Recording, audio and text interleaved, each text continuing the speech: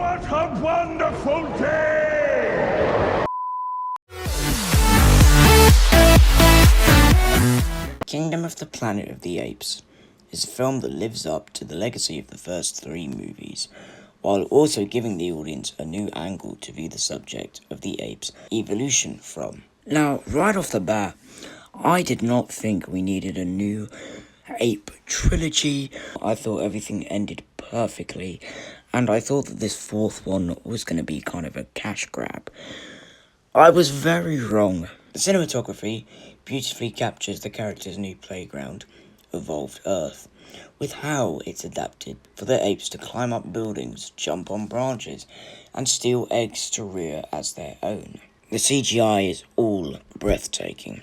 The multiple landmarks sprinkled in throughout this movie each came with their own distinct taste and style depending on what tribe was running that location. The story of this movie takes forward the new era of these films and is the logical next step for these films to take. The acting is out of this world from the ape characters. Proximus Caesar is menacing, but things that he hasn't yet discovered fuel his comedy. He twists Caesar's words for his own personal gain to dominate the kingdom of the Planet of the Apes. Noah is not Caesar, but we see that he will eventually become the leader type. He's much more quiet, flies below the radar, but by the end of the film, we see him having to accept maybe a leader role in the future. The family aspect of this film is felt, however, emotional parts weren't the best parts of this film, as I don't think the relationship between the audience and Noah's father paid off very well, because we didn't know Noah's father for very long. So when his death does come in at the start of the movie, sure, we feel sad because death has happened, but we don't feel that big tug of emotion. Caesar, while not being in this film, lurks over this film with his presence. Caesar is seen as like a Christ image, before Caesar, after Caesar. And Caesar is used in negative ways and in positive ways.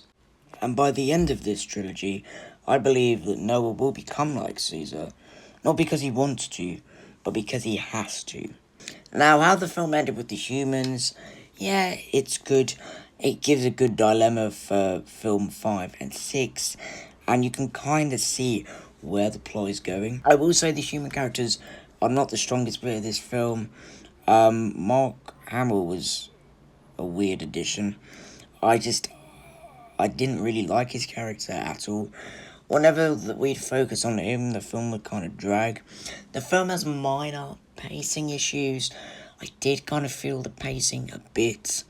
There's also many parallels drawn between apes and humans, the family aspect, the love, and also maybe even the rage and the turning on each other, because Caesar's words are twisted. So ape does kill ape, humans do kill other humans. We see it happen in the film itself. The main girl human, Nova, she kills William H. Macy's character. And it's not only to show Noah and his friends how dangerous humans can be, but it's to show that apes and humans are the same. It makes you think about who deserves the world. I mean, humans made a lot of things in the world, but is it now the apes' time? And is there a possibility that apes and humans could coexist together in a brand new world? There's a lot of dramatic irony in the film, in where Noah obviously doesn't know who Caesar is. And while Raka worships him, and he's one of the Caesar disciples, you could say, obviously, because he wasn't around in Caesar's time, he doesn't know everything. And that makes Raka's comedy so funny. But it makes us, the audience, ironically, the smarter species, because we know what happened in Caesar's time. We know if Raka's right or wrong. We know what really happened. And that's quite charming, and something I've never experienced in a movie before, where people in the audience know more about the movie than the movie itself. That's pretty profound and kind of epic.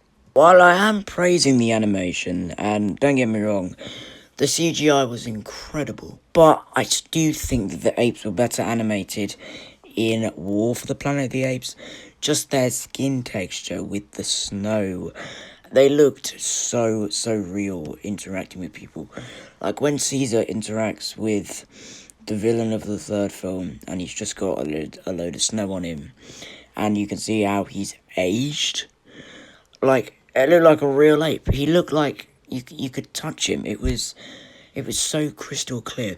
So I think it's not the best animation we've seen on the apes. Proximus Caesar's death felt very anticlimactic. I mean, if you could just defeat him with birds, why wouldn't you have done that before? I thought maybe he was going to be a really kind of strong ape, hard to defeat.